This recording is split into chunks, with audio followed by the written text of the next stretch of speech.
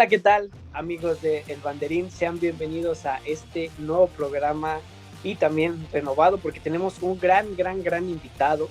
Me complace tener aquí en el programa, en este producto que llevamos para ustedes cada semana, o al menos eso intentamos. Tenemos hoy a Michel Cruz, periodista de Milenio en la Afición, quien ha tenido una gran experiencia cubriendo deportes, sobre todo recientemente que ha dado el salto a los deportes estadounidenses, en el caso de la NBA, de la MLB y de la Fórmula 1, entre otros, de deporte internacional. Y pues yo estoy muy contento de que esté con nosotros. ¿Cómo estás, Mitch? Hola Sebastián, hola Rafael, pues primero que nada muchas gracias por invitarme a este programa y pues con todo gusto, ¿no? A platicar un poco de lo que nos gusta, que es el deporte y en este caso el deporte americano, que es la fuente que voy cubriendo ya desde poco más de un año que empezamos en esta bonita fuente, ya de Un forma año oficial, claro. y ya pudiste vivir un Super Bowl y algunos eventos aquí también en México. Y bueno, también presentar como siempre a Rafa, que ahí está, Rafael García, que compartimos micrófonos cada semana, pero no está de más Hola, saludarlo. ¿Cómo público. estás, Rafa? ¿Qué onda? Espero que se encuentren bastante bien. Creo que va a ser una dinámica bastante interesante y además que tenemos a un experto del área. Puede que tal vez nosotros externemos nuestras opiniones, estemos informados al día a día, pero también tener la voz de un experto y que está más adentrado a este tipo de temas, pues nos dará un panorama completamente distinto en este caso a Fórmula 1 y a la NBA, que igual es un tema que poco o nada hablamos en este programa.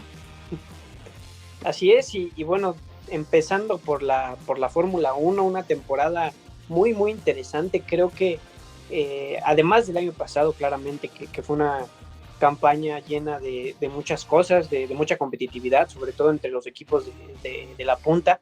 En el caso de Red Bull y Mercedes, termina llevándose el campeonato Max Verstappen, el campeonato de pilotos, ya lo sabemos, pero había mucho tiempo atrás en el que no había una temporada tan competitiva. Ya sabemos que, por ejemplo, Hamilton tiene 7 campeonatos del mundo, Mercedes tenía 8 campeonatos de constructores seguidos hasta antes del 2021.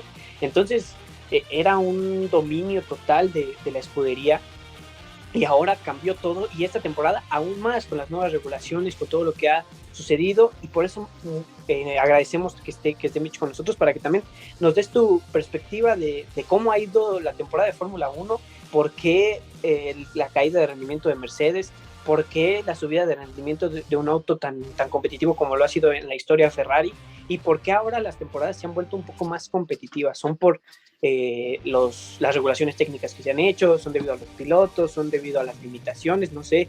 Me gustaría saber tu opinión, Mitch. Yo creo que principalmente se debe a las regulaciones técnicas que hubo para este año. Hablando en el caso particular de Mercedes, no tuvo esa adaptación a esta nueva época. Yo creo que no hicieron el monoplaza correcto. Esto se puede ver mucho con el porpoising, que es de los equipos que más sufre junto con Ferrari. ¿Qué es esto del porpoising para los que no entienden? Pues ahora sí que el lenguaje que es muy particular de Fórmula 1 se refiere al efecto rebote que tienen los pilotos cuando van en rectas. ¿Esto qué implica? Van saltando en rectas prolongadas, sobre todo en circuitos urbanos, y esto se vio mucho en Azerbaiyán, y esto les hace perder un poquito de velocidad cuando van a dar curvas, lo cual ha afectado sobre todo a Mercedes, y es algo de lo que se quejó mucho Lewis Hamilton, que una vez acabada la carrera en Bakú, que se andaba quejando de problemas de espalda y que incluso dijo que no, igual no corría en Canadá, lo cual personalmente más bien fue un berrinche, porque vimos que tanto corrió y pues terminó en tercer lugar, ¿no? Pero yo creo que no hubo cierta adaptación en eso. Ferrari comenzó bastante bien en la temporada. Hay pequeña pausa, vamos ya 9 carreras con la que hubo apenas en Montreal, en Canadá, ya son 9 carreras. Y el comienzo fue muy bueno, pero yo creo que ellos mismos han cometido ciertos errores. Hemos visto que la fiabilidad no ha sido la mejor para los de Maranello. ¿Qué decir de esos errores mentales que han tenido? Al menos, si de bote pronto, 3, 4 carreras de este Carlos Sainz que ha terminado en la grava, deben ser 3, no me imagino que tantos, pero esto nos habla de un problema. Y al menos lo que fue Sainz en Bakú, o sea, el abandono fue lamentable, porque veíamos al menos en las primeras fechas que traía un misil completamente.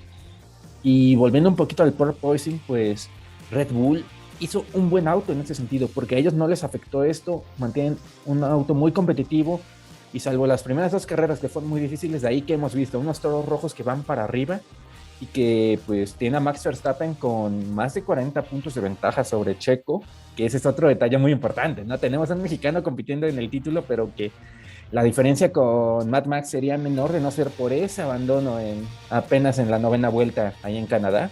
Y por supuesto Leclerc, que ha estado recuperándose un poquito de eso, de estos últimos 3, 4 premios que han sido regulares para él. Entonces yo creo que va a ser interesante. Hay ciertos detalles en los reglamentos técnicos que están mejorando la competitividad, que están acabando con las hegemonías de las escuderías, porque hemos visto mucho esto.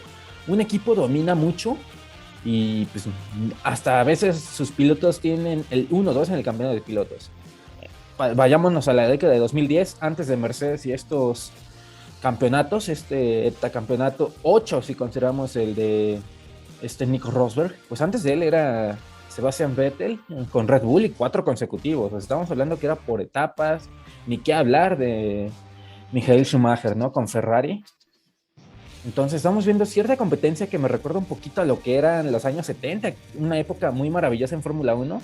De aquí va la pequeña recomendación cultural. Si pueden ver la película de Rush, Pasión y Gloria, pues háganlo, porque sin alguna retrata, obviamente con ciertas libertades creativas en el guión, pero retrata muy bien lo que es la rivalidad entre Hunt y Niki Lauda, ¿no? Y bueno, pues ahora sí, por mi parte, acabó esta pequeña plática de lo que llamamos de la Fórmula 1 y los escucho a ustedes. Sí, justamente creo que haces una mención ahí pequeñita de Sergio Pérez, que creo que todos hemos, sobre todo en el deporte, que conocemos un poco más del deporte, hemos tomado con pincitas, ¿no? Como con cierta preocupación, porque sabemos que hay en la historia de la Fórmula 1 para el segundo piloto, porque, o sea, no hay que ser unos genios para saber que Sergio Pérez es el segundo piloto Red Bull. Y históricamente los segundos pilotos se han enfrentado a muchísimas vicisitudes para poder buscar el campeonato del mundo. Entonces, creo que si somos realistas, lo que va a buscar el mexicano seguramente va a ser el segundo puesto del campeonato de pilotos, o al menos es lo que le va a permitir al equipo para que Max pueda lograr su bicampeonato. Y también bien lo dices, hay una comparación con esa época dorada de la Fórmula 1, que tenía muchísima competencia, o aquellas, por ejemplo, decías del dominio de Schumacher, pero también aquellas luchas con Mika Häkkinen, por ejemplo. Entonces tenemos creo que estamos más bien frente a una de las épocas más interesantes de la con todo y los avances tecnológicos, eso no lo ha hecho menos interesante. Creo que al contrario, la Fórmula 1 encontró una manera de permitir que los autos compitan cada vez más. Digo, se sabe que hay limitaciones económicas para todas las escuderías, y también tiene mucho que ver la cuestión del capital humano, el capital mental que tiene cada escudería, ¿no? Como lo comentabas hace un momento, el porpoising ha frenado muchísimo a Mercedes, y eso habla de que los mismos cabecillas de la escudería Red Bull mencionaban que Mercedes no construyó un auto pensado para esta temporada, lo ideó para el proyecto equivocado, como lo dijo Horner, ¿no? Y el caso del porpoising es el ejemplo claro de competir por el campeonato del mundo y ganar el campeonato de constructores, a estar peleando entre la 5ª y la 10ª posición con Hamilton y Russell, un piloto también muy talentoso. Creo que ahí hay un error muy, muy grave de la escudería, pero de todos modos no hemos dejado de tener esa competencia que tuvimos el año pasado, cuando muchísima gente, Rafa y yo lo comentábamos en otros programas, qué bueno que la gente se empiece a interesar en estos deportes, y que también criticábamos a la gente que criticaba a esas personas que son nuevas y que saben poco de lo que pasa en el deporte, como la gente que se enojó cuando dejaron pasar a Max en la carrera por parte de Checo.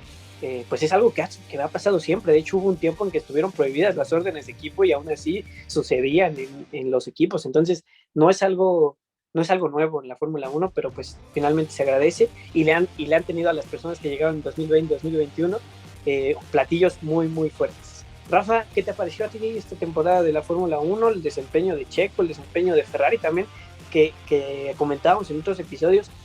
creo que en pocos esperábamos, más allá de lo que comentábamos al principio en las prácticas, ¿no? Que veíamos cómo se presentaba el nuevo auto de Ferrari, poco esperaba era tan competitivo. Pues sí, creo que ya lo mencionábamos antes, Ferrari es la sorpresa, pero creo que también hay que recordar un punto en que el jefe de pilotos, Mattia Binotto, perdón por mi italiano, pues negó que Ferrari está para competir por el campeonato de pilotos y de constructores este año, ¿no? Que creo que es un proceso de evolución, un proceso de adaptación, ¿no? Ya mencionábamos que ha mostrado muchas mejoras en comparación a los últimos 5 o 6 años, y creo que también va de la mano a que tiene un buen equipo, de la mano de Charles Leclerc y también el coequipero Carlos Sainz. Y pues, ¿qué decir, no? Ambos son pilotos excepcionales, pero también mencionar la parte de Red Bull, que se ha sabido sobreponer a varios contratiempos, por así decirlo. Ha demostrado tener la capacidad de desbancar esa ola de victorias que tuvo Mercedes en estos últimos años. Y me parece interesante ver también, hablando un poquito sobre Mercedes, a George Russell, que creo que ha tenido una temporada bastante buena para ser su primera en una escudería tan importante como lo es Mercedes, y que de momento se encuentre por encima de Lewis Hamilton. Sí, Hamilton ya va de salida, ya podemos verlo en su última temporada, igual creo que no le podemos pedir demasiado si es un 7 veces campeón del mundo, pero pues ver que Russell empieza a levantar la mano, a empezar a tener este protagonismo dentro de cada premio, lo vemos ahí entre el tercero y el cuarto, a veces lo vemos un poquito más abajo, pero también es un proceso de adaptación a la ideología de Mercedes, de ser un piloto con más protagonismo, y pues ahora pues empezar a tomar esa batuta de primer piloto, no tanto pues, porque está junto con Hamilton, pero pues que en futuros años podrá tener ese papel. Y bueno, tal vez veamos a Albon, que igual por ahí se asoma teniendo una temporada bastante decente. También mencionar en la parte de abajo a Lando Norris, que hay por ahí McLaren tiene algunos problemas, junto con también a David Ricciardo, que no lo vemos pasar del puesto 10 en ninguna de las carreras. Pero bueno, creo que es una temporada que va tomando forma, que se ve un poquito más distinta a otras, ya ustedes bien lo mencionaban, y pues creo que hablar de Sergio Pérez no queda de más. Creo que el público ama a Checo Pérez y espera que consiga, aunque sea el segundo lugar, y creo que sí lo va a obtener de una forma muy bien merecida.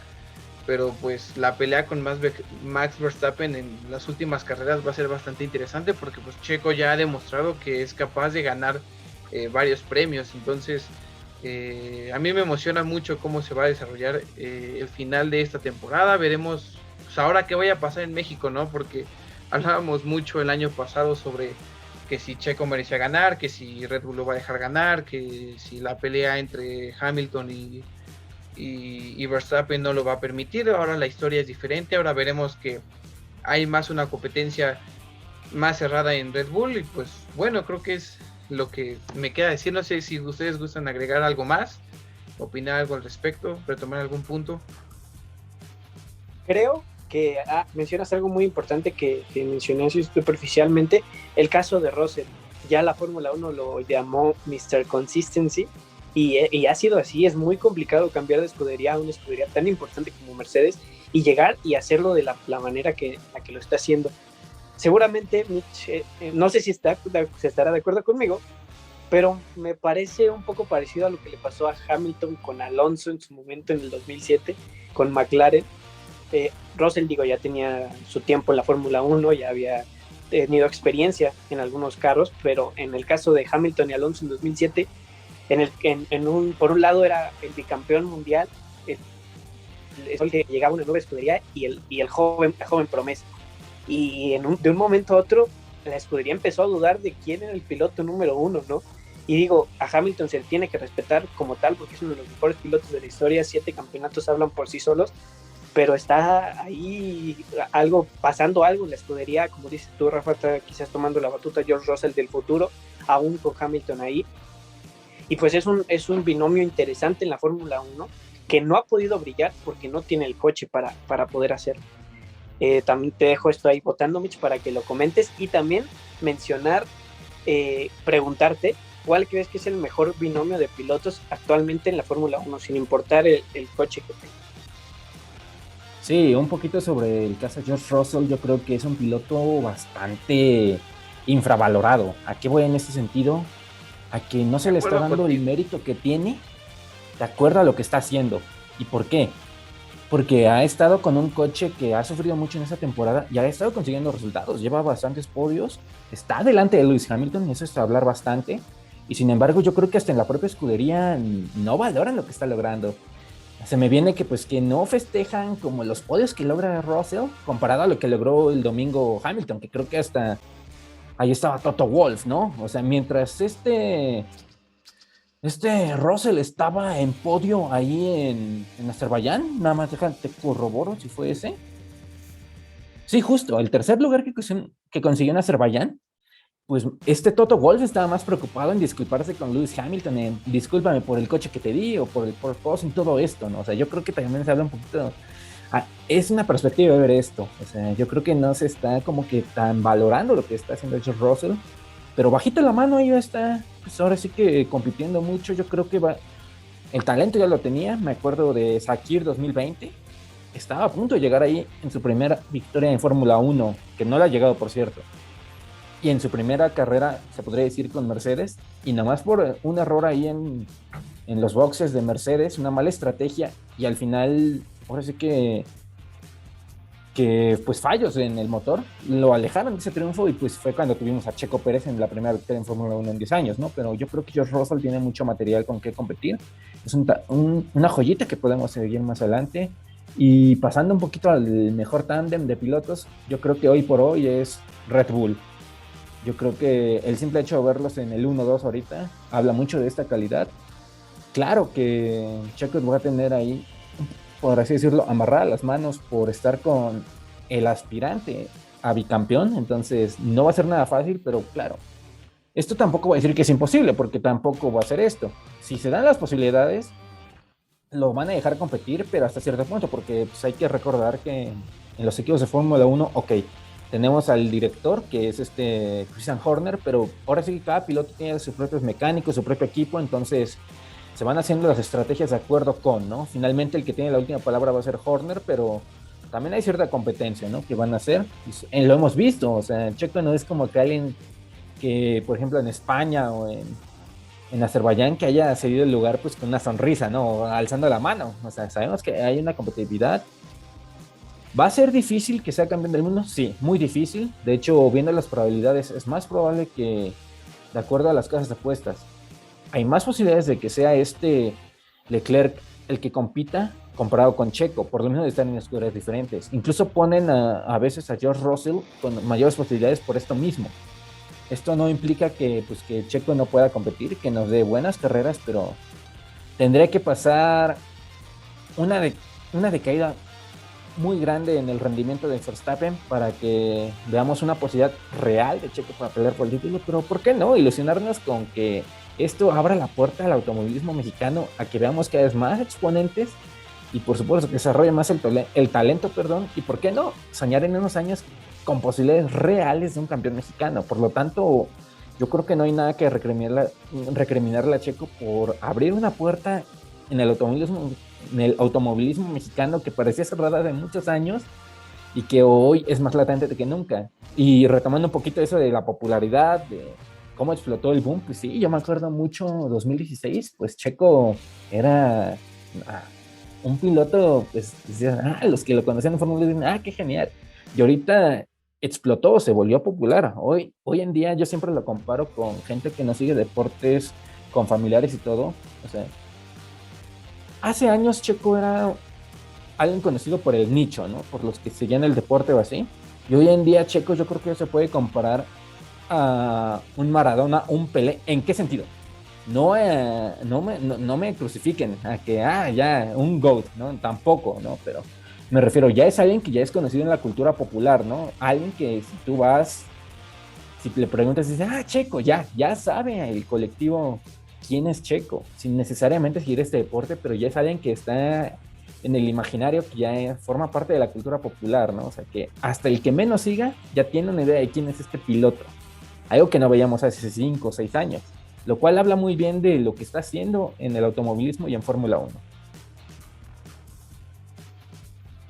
Sí, y creo que lo dices muy bien. Hay como esa afición nueva de algunas personas y también de quienes no les gustan los deportes o de quienes no les gusta la Fórmula 1, saben y conocen de quién es el mexicano. Y bueno, ya veremos qué nos depara lo que viene de la temporada. Esperamos que te podamos tener muchas veces aquí para que estemos hablando de estos temas, porque pues como todos lo habrán notado ya a estas alturas del programa, Mitch sabe muchísimo sobre este deporte, sobre muchos más, pero ya nos dio una pequeña cátedra de aquí de la Fórmula 1 y de esta temporada, que pinta para seguir siendo muy, muy buena, que pinta para tener muchísimas emociones, porque no solamente dependen los pilotos de sí mismos y de los autos, sino también de sus equipos, como lo mencionabas.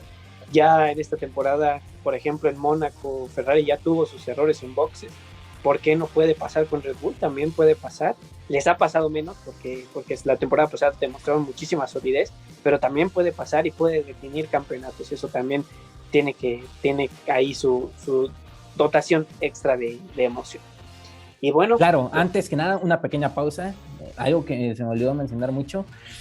Hay que tener, yo creo que a partir de esta fecha, expectativas no tan altas, o al menos no comparar con 2021, porque lo de 2021 fue una cosa maravillosa y fue una competencia que sí era más probable. O sea, ver a Max Verstappen, a Lewis Hamilton peleando por el título, llegar empatados a la última fecha, es algo pues que yo creo que se puede comprar a muy pocas temporadas. Yo creo que eso de final ahí en Abu Dhabi ya es histórico, polémico, todo, pero tiene mucha historia. Y cierres de campeonato como el de 2008, cuando Felipe Massa fue campeón por una curva, pues yo creo que a ese nivel está, ¿no? O sea, yo creo que en ese sentido, con un Charles Leclerc que anda ligeramente lejos en tercer lugar, a menos que haya una seguidilla de triunfo suyo y una caída de Verstappen, yo creo que el neerlandés se puede despegar y va a ser emocionante, claro, pero sí hay que tener cierta expectativa un poquito más abajo de lo que fue 2021, porque vaya que esa fue un cierre dramático, un cierre emocionante y que dio la vuelta al mundo, ¿no? Desde aquella vuelta 2021 en la que Checo se ganó a pulso propio el apodo de ministro de defensa al recortar esa diferencia de Verstappen con Hamilton, que era de 13 segundos a 2, o sea, eso te dice mucho de las emociones y eso que uno pasaba lo que fue el safety car de Latifi, el que los rezagados no rebasaran hasta la última vuelta y por supuesto el que le ganara a Verstappen a Hamilton en la cuarta curva, pues hay que tener expectativas un poquito bajas, ¿no? Porque yo creo que va a ser muy difícil equiparar esas emociones de Abu Dhabi y por supuesto el Gran Premio de México. Seguramente también creo que las expectativas las podemos bajar en el campeonato de pilotos, pero quizás las podemos subir un poquito más en el campeonato de constructores, ¿no? No lo sabemos, dependiendo también obviamente de una seguidilla de buenas actuaciones de ambos pilotos de Ferrari, porque por ahora Red Bull ha dominado en ese sentido. A pesar de los abandonos, Ferrari ha tenido buenas carreras, pero necesita ser más sólido si quiere pelear por el campeonato de pilotos. Como tú lo decías, Rafa Matías Binotto dijo, no sé si también como al estilo de Hamilton cada temporada de, no tenemos un auto para competir, y venía y ganaba su otro campeonato del mundo. Pero Binotto creo que está consciente del equipo del que es jefe de equipo, ¿no? Que Ferrari es el mejor equipo en la historia de la Fórmula 1 o uno de los mejores si quieren verlo así.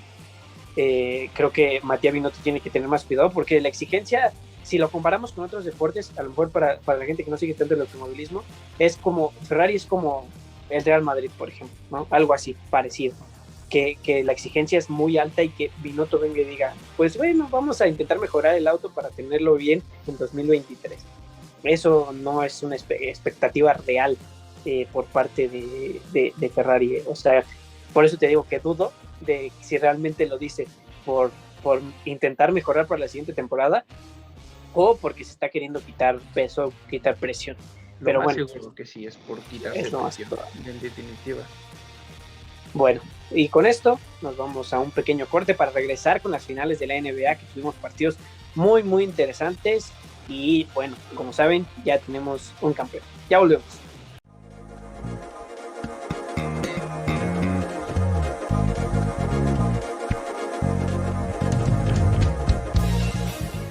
Amigos del Banderín, estamos de regreso en este programa que ya dejamos cositas muy, muy interesantes sobre la Fórmula 1 y ahora se viene pues las finales de la NBA, un tema que habíamos dejado un poco enfriarse porque habíamos la semana pasada, perdón, todavía no se definía, grabamos el miércoles y todavía no teníamos un campeón, pero ya ahora sabemos que los Golden State Warriors se coronaron eh, por de nuevo en la NBA con una actuación formidable de Stephen Curry, que parece que los años lo hacen cada vez mejor, con ciertos altibajos durante la temporada, pero en el momento bueno supo aportar. Y creo que si algo yo voy a destacar de Stephen Curry, además de los triples que le conocemos desde hace mucho tiempo, hablar un poquito de lo que hizo en el último juego, en el sexto juego de la serie. Se olvidó de los triples en los últimos minutos cuando se empezaron a acercar los Celtics, que en algún momento llegamos a pensar, todos creo, que ya se había acabado el juego. Sobre el final los Celtics empezaron a meter una seguidilla de puntos interesantes, a robar, a rebotear bien, y se acercaron, no mucho, alrededor de 9, 10 puntos de diferencia, pero la diferencia llegó a ser de 20, de 25. Entonces se empezaron a acercar. ¿Y qué hizo Curry? Al estilo de los más grandes, controló el juego, como empezó a buscar tener la pelota y en lugar de lanzar de tres, en lugar de buscar el tiro de larga distancia, buscaba ir hacia adentro y meter los puntos, aunque fueran dos, que le sirvieran a su equipo para seguir al frente, para seguir manteniendo a raya a los Celtics y como sea pegarles anímicamente de que pues no sintieran como tal que estaban acercándose a su equipo, y finalmente fue esto lo que terminó por matar la ilusión del equipo de Boston. Rafa, ¿qué te pareció esta final? ¿Qué destacas de los dos equipos? Y bueno, ¿qué impresiones te deja esta temporada de la NBA en general? Pues creo que yo solo voy a plantear dos cuestiones, ya para darle igual paso a Mitchell que pueda hablar. Es si Stephen Curry, yo igual lo hablo como una persona completamente alejada un poco al básquetbol. Si podemos comparar a Stephen Curry con LeBron James, igual perdonen si la pregunta es un poco obvia y un poco tonta, pero saber su opinión. Si lo podemos comparar con LeBron James, si es un mejor líder que LeBron James, mejor tirador es mejor, en definitiva, pero si es un mejor líder que LeBron James, si ha demostrado tener esas capacidades mejor, porque, y menciono a LeBron, no a Michael Jordan, pues por el tiempo en el cual estamos situados hoy en día en 2022, y también su opinión sobre si los Golden State Warriors podrían ser considerados como el equipo del siglo o el equipo de la década o simplemente un equipo que ha ganado muchos campeonatos y ha tenido suerte. Entonces le cedo la palabra a Mitch. Igual, Seba, si quieres participar en estas preguntas, adelante. Retomando un poco la última pregunta, yo creo que los Warriors de Golden State son el equipo de los años 2010 y que si todo sale bien van a ser los equipos de esta década. Por el momento la competencia anda bastante reñida, en mi opinión, con los Bucks de Milwaukee, que también estuvieron bastante dominantes. Ya tenemos 2 MVPs de Giannis Antetokounmpo, entonces no estoy tan seguro de si lo van a lograr en los años 2020, pero al menos tengo la certeza de que son el equipo de 2010. Bueno, con base en todo esto, yo creo que Stephen Curry sí es un líder, es un jugador que te puede cambiar bastante una dinámica de juego. Lo vimos en las finales, no solo en estas, también lo vimos en las finales de 2015, 2017, 18. Y esto, ¿por qué toco las finales de 2018? Esto es principalmente porque pues habla mucho de 2017, 2018, de los MVPs de Kevin Durant, ¿no? Que sí, fue un jugador que te marcó mucho esos juegos, pero personalmente yo no creo que Durant fuera un imprescindible en los Warriors, ¿no? Porque Connors y él, estos Warriors ya demostraban un talento, ya demostraban una unidad, y por supuesto una fiereza ofensiva. ¿Y qué pasaba luego? O sea, en esas finales Caps Warriors, pues a veces veías a Curry con doble, triple cobertura y eso ayudaba mucho a quitarle peso encima a Kevin Durant, ¿no? Que tiene una gran deuda ahora, ¿no? Ya fuera de los Warriors, ¿qué va a lograr? ¿Qué va a lograr ahorita con los Nets de Brooklyn? Es lo que tiene que él demostrar, ¿no? Por lo tanto, pues ya vimos, Stephen Curry ya demostró que puede ganar antes de Durant, con Durant y después de Durant. Yo creo que este título, este MVP de las finales, era el título que le faltaba y por supuesto lo mete ya en un top 10 histórico de la NBA.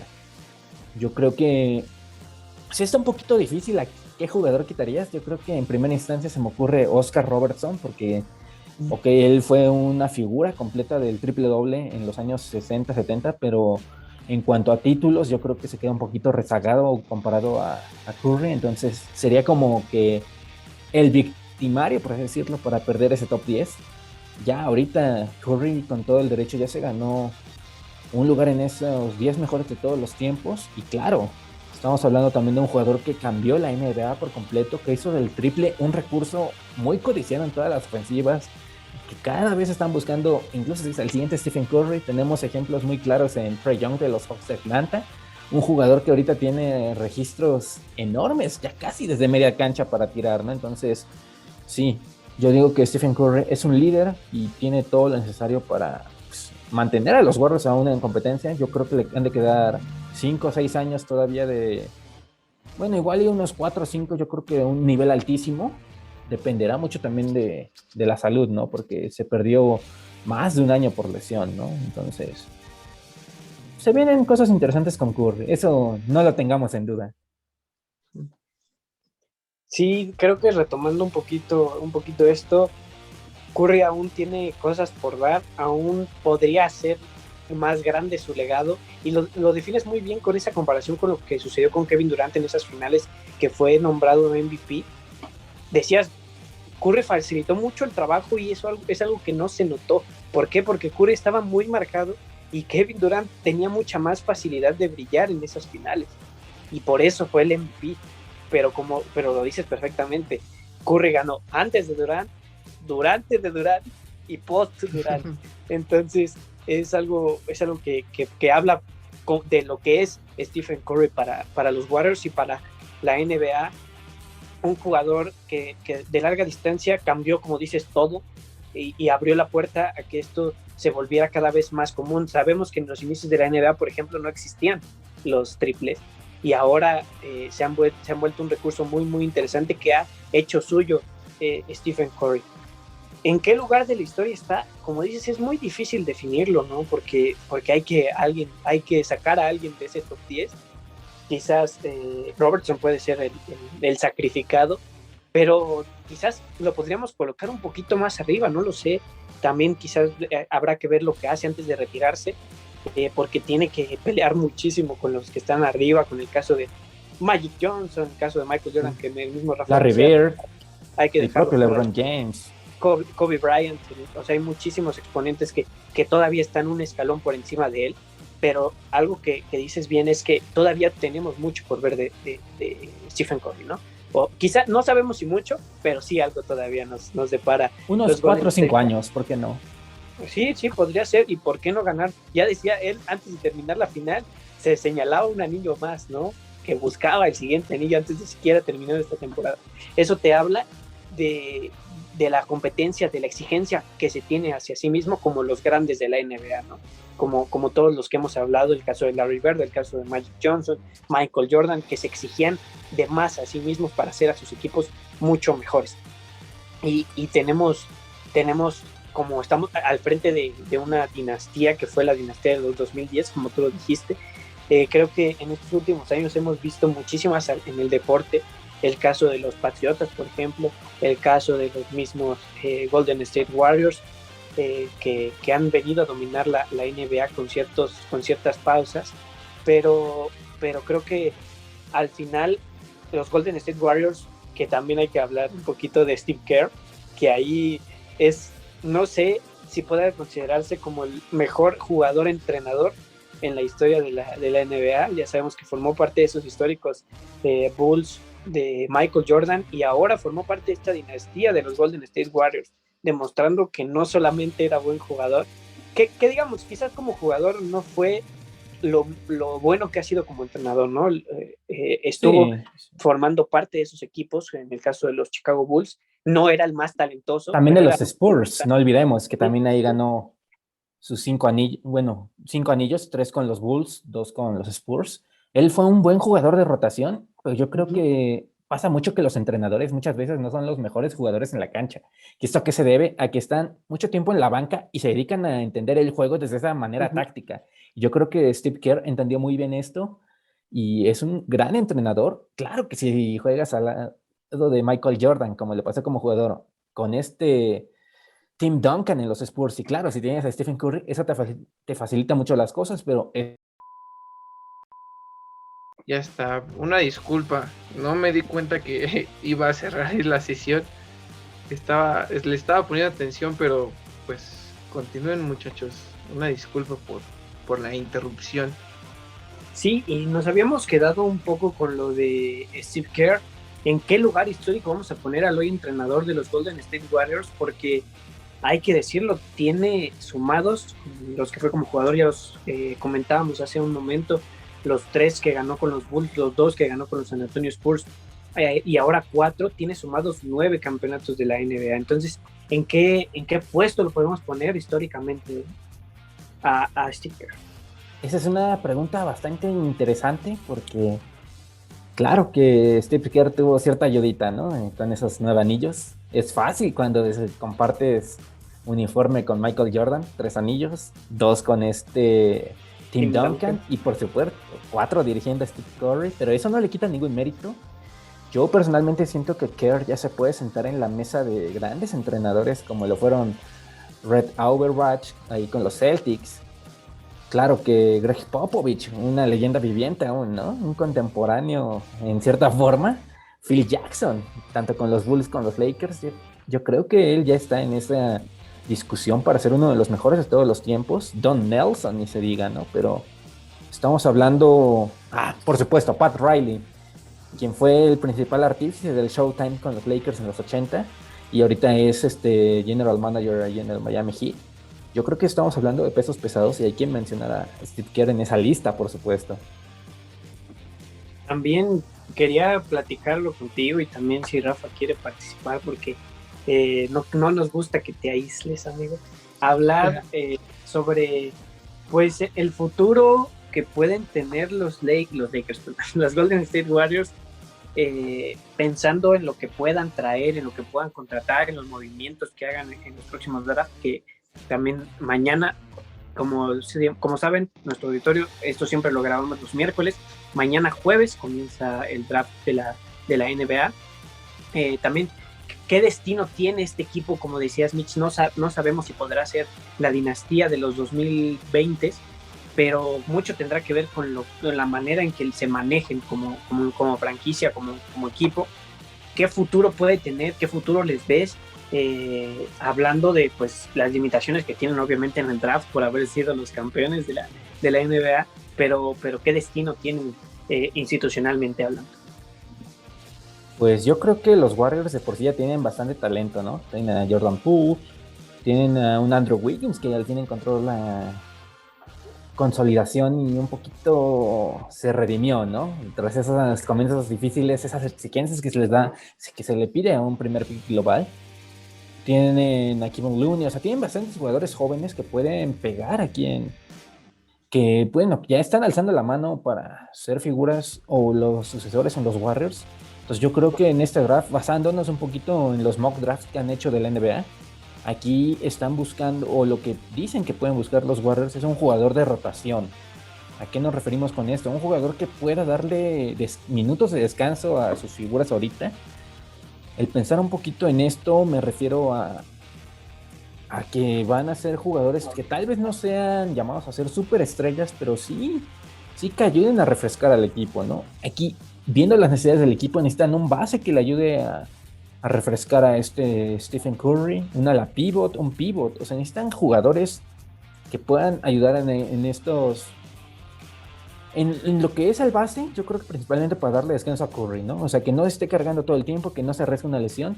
Y jugadores altos, un ala pivot o un pivot, pues porque sí les hace tantita falta, ¿no? Wiseman, pues se perdió básicamente casi toda la temporada 2021-2022 por lesión, que fue uno de los picks, el segundo pick global, si mal no recuerdo, de 2021, de 2020, perdón. Entonces, no, 2021, perdón. Bueno, de la 2021, ajá, de la 2021, fue el segundo, fue un top 3, ¿no? Entonces se perdió casi toda la temporada. Entonces este año tiene que responder, tiene que demostrar por qué lo eligieron tan alto. Igualmente, pues, tienes a Draymond Green, que es garantía en defensa, pero pues que no te puede anotar puntos. Eso ha quedado demostrado que le cuesta mucho anotar puntos. Entonces necesitan un jugador que te ofrezca tanto defensa, que tenga los recursos para defender la pintura, para hacer tapones, como para que te pueda producir la ofensiva, que era lo que sufrieron mucho los Warriors ahorita. Con un Klay Thompson que apenas iba recuperando ritmo, un Andrew Wiggins que iba de altas y bajas en las finales, y Curry pasaba que a veces cargaba solito con la producción ofensiva. Entonces necesitan un jugador que sepa cosechar puntos, principalmente en este draft. Ahí, yéndonos un poquito al draft, pues ahí me gustaría decirles, por ejemplo, quiénes son los 3 favoritos para hacer el primer pick, porque a diferencia de otros años, yo creo que ahorita la competencia está un poquito más reñida. Jabari Smith Jr. de Auburn, un alero que posiblemente sea reclutado el primero, que es el favorito para ser reclutado por Orlando Magic. Paolo Banchero, otro alero que está perfilado para ser reclutado tercero, él por los Rockets de Houston. Y claro, Chet Holmgren, un pivot que se le está comparando mucho con Dirk Nowitzki, porque tal vez no tenga el físico como un Shaquille O'Neal o un Nikola Jokic de los Nuggets de Denver, pero que sí se le compara mucho con Nowitzki porque es tal vez un poquito delgado, pero muy bueno en el perímetro. Él posiblemente sea elegido por los, ¿cómo se llaman? Ahí un momento. Porque justo aquí tenía un mock draft, ¿no? Para guiarme un poquito en ese tema. Por el Thunder de Oklahoma City. O sea, estamos viendo talentos bastante reñidos. Yo creo que el draft va a ser muy interesante cuando se desarrolle. Para el momento que nos estén viendo, pues ya se darán cuenta qué tan acertado o qué tan fallado estuvo, pero yo creo que sí, va a ser Jabari Smith al Magic, Holmgren va a irse al Thunder, y vamos a ver a Banchero con los Rockets. Y si no pasa, rapamos a Mitch. Entonces, ya está apostando su cabello. No, no es cierto. Y bueno, creo que también ya mencionamos mucho sobre Golden State, y ya enaltecimos un poco a Stephen Curry y el trabajo que realiza en general este equipo, pero me gustaría que discutiéramos un poco sobre Boston Celtics, porque creo que Jason Tatum es un prospecto importante y que le debemos de prestar muchísima atención. Tiene 24 años, es demasiado joven, y creo que por muchos lapsos, o si no es por decir por toda la serie, pues se puso el equipo al hombro, y pues de lo poco o mucho que pudo hacer, lo hizo bastante bien. Y creo que también me gustaría saber su opinión al respecto sobre este jugador y también sobre otros, ¿no? Porque Celtics tiene un equipo bastante sólido con Jaylen Brown o Derrick White. Entonces, no sé, también hablar un poquito sobre este equipo y qué es lo que podemos ver o qué podemos diagnosticar para la próxima temporada. Yo creo que los Celtics van a seguir siendo competitivos, siendo una base sólida muy importante. Se habla mucho de Jason Tatum porque es ahorita el referente, ¿no? La superestrella, pero personalmente yo creo que tuvo muchos altibajos en estas finales. Lo podemos ver en el juego 1, estuvo bastante limitado, y quienes cargaron con esa remontada, que yo creo que el juego 1 fue el juego más emocionante de estas finales porque se repusieron de más de 12 puntos de desventaja, ¿no? Los Celtics. Y mucho de esto se debió a Jaylen Brown y a Marcus Smart, que por cierto, él ganó a mejor defensa de la temporada, lo cual es hablar mucho. Por desgracia, sí tuvo bastante trabajo que hacer contra Stephen Curry en esta. Hubo momentos en que no le daba el cuerpo, pero sí fue un premio muy bien ganado. Derrick White fue un revulsivo muy interesante, salía y producía desde la banca. Yo creo que los Celtics tienen mucho de qué enorgullecerse. Hay proyectos y pues nada. Jason Tatum tuvo sus momentos buenos, pero yo creo que el primer juego y este último pecó mucho de irregularidad, lo cual fue muy costoso para estos Celtics, que no forzaron el juego 7 y se vio reflejado. Si pueden, tengan la oportunidad de ver los highlights, vean la producción de Jason Tatum y se darán cuenta de eso. Yo creo que pecó mucho esa novatez en finales, pero No creo que pase que ya no puedan volver. Yo creo que esto solo fue el inicio de unos Celtics que un proyecto muy largo que cambiaron a sus estrellas. Vimos a Kevin Garnett, ¿no? Que se fue a los Nets de Brooklyn. De aquí vinieron muchos picks. De aquí salió Jason Tatum, de aquí salió Jaylen Brown. Entonces yo creo que la gerencia dirigida por Brad Stevens hizo un gran trabajo y se reflejó en estas finales. Ya, ahora hay que esperar a que el desarrollo siga y, ¿por qué no? Esperar que los Celtics ganen el anillo 18 y el primero desde 2008. Y también creo que lo que pasó con Jason Tatum, hablas muy bien de la novatez en las finales, pecó y falló a la hora buena, ¿no? Creo que le vimos un crecimiento en el rendimiento, sobre todo hablando en los playoffs, en el último tramo de la temporada, pero en las finales se le notó desesperado en muchas ocasiones. En el juego 6, por ejemplo, lo vimos intentando cosas que no debía de haber intentado, buscando la pintura y cometiendo errores no forzados, soltando el balón, perdiendo oportunidades de anotar puntos para los suyos, y eso le costó finalmente a los Celtics porque tenían, no quiero decir una dependencia, pero sí un poco de esperanza fijada en Jason Tatum, que finalmente no pudo cumplir por lo mismo que comentabas, ¿no? Esa novatez, esa ansiedad que te da cuando llegas a una final por primera ocasión, que más quieres es ganarla, ¿no? Y junto a tus compañeros hacer lo mejor posible para ti como jugador, para el equipo y para los aficionados. En este caso, yo destaco muchísimo a Marcus Smart, que la verdad en los momentos en los que se complicó la serie para Boston, estuvo ahí defendiendo y produciendo ofensivamente, porque también llegó un momento en el que en el juego 6 ya todos estaban desesperados por anotar puntos, buscando faltas, cometiendo faltas también innecesarias por la misma desesperación, pero es importante el crecimiento que pueda tener Jason Tatum como el primer, pues lo que le pasó ya, su primer final perdida, que es un parteaguas para muchos de los jugadores de la NBA, que a partir de esto suelen crecer. Esperemos que eso le suceda a Jason Tatum, y como dices, desde la gerencia, los Boston Celtics han mostrado que hay un proyecto llegando a estas finales y que pueden seguir por ese camino, ¿no? Y lo decías también pensando en lo que puede pasar en el próximo draft. Como dice Rafa, si no pasa, te rapamos aquí en vivo en nuestro podcast. Pero sí, lo de Jabari Smith, el caso de Banchero y el caso de Holmgren, perdón, pues a menos que suceda algo extraordinario, tienen que ir a las primeras 3 selecciones, ¿no?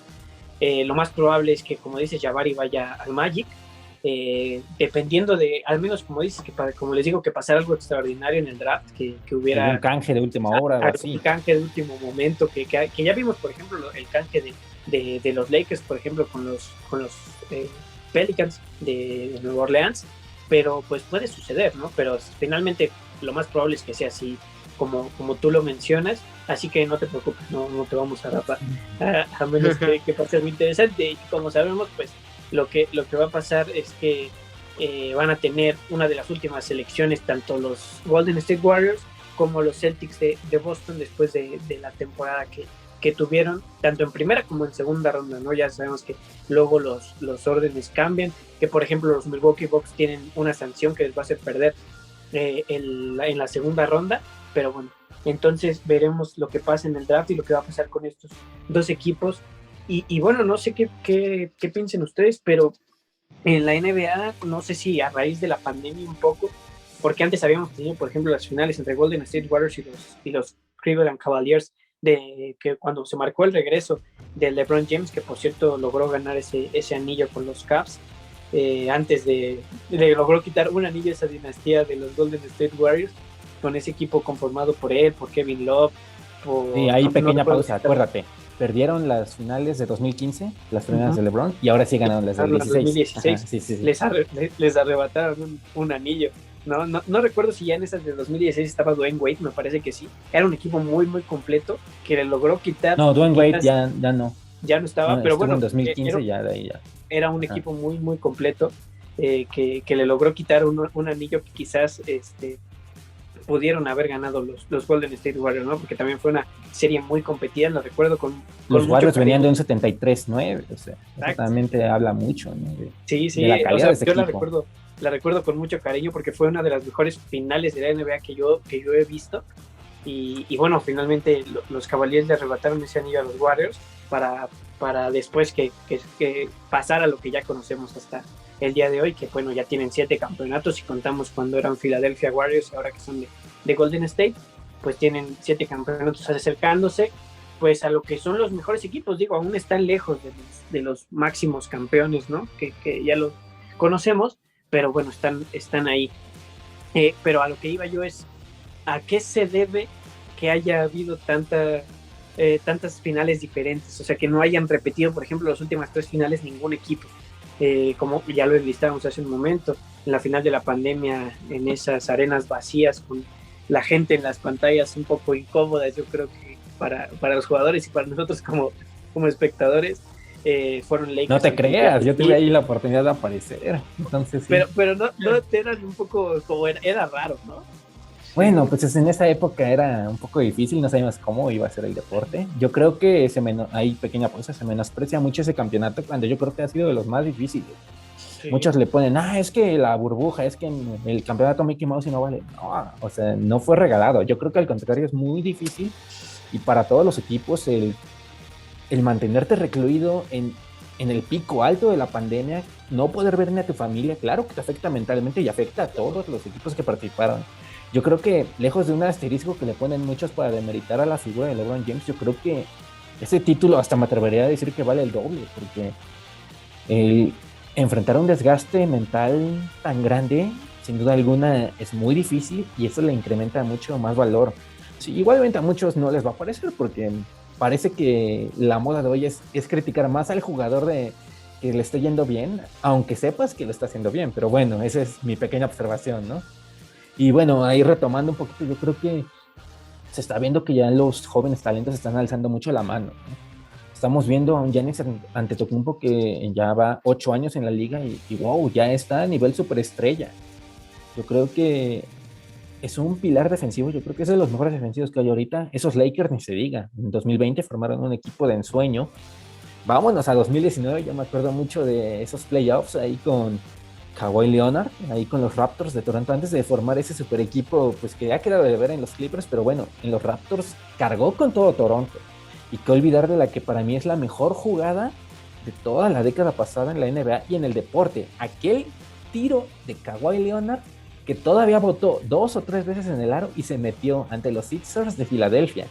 O sea, yo creo que fuera de la dinastía Warriors hemos tenido finales muy variadas, muy divertidas, y con equipos muy protagónicos. Sí, claro, y eso que mencionas de los Lakers, creo que es un debate eterno entre los jugadores. Hay mucha gente, sobre todo los que les tocó ver a Michael Jordan, por ejemplo, pues nosotros ya prácticamente no vimos más que videos, lo que hemos visto de Michael Jordan, pero siempre habrá ese debate de, como dices, de meritar al que lo está haciendo bien, aunque sepas que lo está haciendo bien. Hay mucha gente aún que es detractora de Curry, hay mucha gente que es detractora de LeBron James, hay mucha gente que es detractora de los jóvenes, como dices tú ahorita, Giannis Antetokounmpo, de Trae Young, de Ja Morant, que son jugadores sumamente talentosos que están despegando en la NBA, y sin embargo tienen aún así muchísimos críticos. Y como dices, ese equipo de los Lakers que lograron la burbuja también se demeritó mucho, porque quizás el Heat no tuvo la suficiente plantilla o lo suficiente capital para poderle competir. ¿Pero por qué? Porque Lakers se armó perfectamente, superó los problemas de la pandemia, que eso también, como dices, no solo los mentales, sino los físicos. ¿Por qué? Perdieron a muchos jugadores por la pandemia. ¿Cuántos jugadores estuvieron durante la burbuja aún en aislamiento por COVID? De ambos equipos y de todos los que participaron en el final de la temporada, en playoffs y en las finales, en el caso de Miami y los Lakers, ¿no? Tuvieron muchísimos altibajos, pero pues tener a Anthony Davis le dio un plus muy, muy grande. Obviamente LeBron James es uno de los mejores jugadores en la historia de la NBA, y teníamos pues a Frank Vogel, por ejemplo, como entrenador. Entonces, pues poco se habla de ese título, como dices, se le merita un poco por haber sido la temporada de la mera pandemia, sobre todo en Estados Unidos, pero la tenemos ahí. Como dices, hemos vivido muy, muy buenas finales. Entonces, pues esperemos que la NBA nos siga dando esto, Ojalá los Lakers estén más, porque pues yo soy de los Lakers esperemos estén en más finales como en su época dorada. ¿Qué póster del básquetbol, Dios mío? Y bueno, pues Mitch, te agradecemos muchísimo por haber estado con nosotros el día de hoy. Es todo un placer tener a alguien tan talentoso y con la trayectoria que tienes ya en los deportes. Nos enorgullece mucho que te hayas tomado el tiempo de estar con nosotros y pues ojalá no sea la última vez. Que no, tampoco digamos que es la trayectoria más larga, ¿no? Pero Ay, es pero lo importante de esto, ir estamos aprendiendo. hablando de que, no, pero a ver, no te demerites tú solita. Pero tampoco, eres demasiado modesto, o sea, haber cubierto Fórmula 1, el Gran Premio de México y Fórmula 1 en general, haber cubierto un Super Bowl, haber cubierto la NBA, haber cubierto antes a Pumas, por ejemplo, entonces pues no es cualquier cosa. Bueno, Así claro, que, pero pues ahí, ahora sí que ahí para terminar mi participación por hoy, esto es parte de un proceso, ¿no? Es poco a poco e ir buscando esas experiencias y por supuesto ir contando el deporte, ¿no?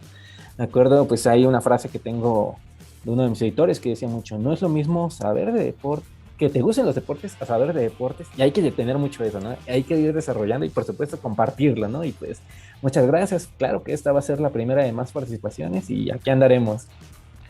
Mantente listo para el draft, que seguramente vamos a traer más gente, el draft de la NFL, porque también van a venir cosas interesantes.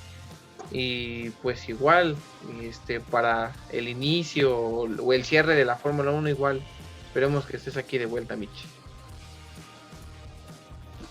muchas gracias. Claro, me parece bien, draft, temporada regular de NBA, de NFL, claro. Grandes ligas, por supuesto, ahí un poquito, aunque no profundicemos tanto, que entiendo, pero pues, ¿por qué no? Ir retomando un poco de esos temas. Claro, o sea, el tema que sea, ¿no? Y pues ya saben, aquí estamos para lo que se ofrezca. Te agradece mucho, Mitch. Y también, pues, Rafa, muchísimas gracias por haber estado el día de hoy, como siempre, al pie del cañón para que salga este programa. Y pues, como saben, también agradecer a la frecuencia USB, la estación de la Universidad Simón Bolívar, por el espacio, y al licenciado Hugo Arango por la edición de este programa para que salga en Spreaker el próximo viernes. Así que, bueno, con esto nos despedimos. Esperamos que este programa, un poco más largo de lo normal, pero pues lo ameritaba, Fórmula 1, NBA finales, les haya gustado. Y bueno, nos despedimos con esto. Nos vemos. Adiós, cuídense. Bye.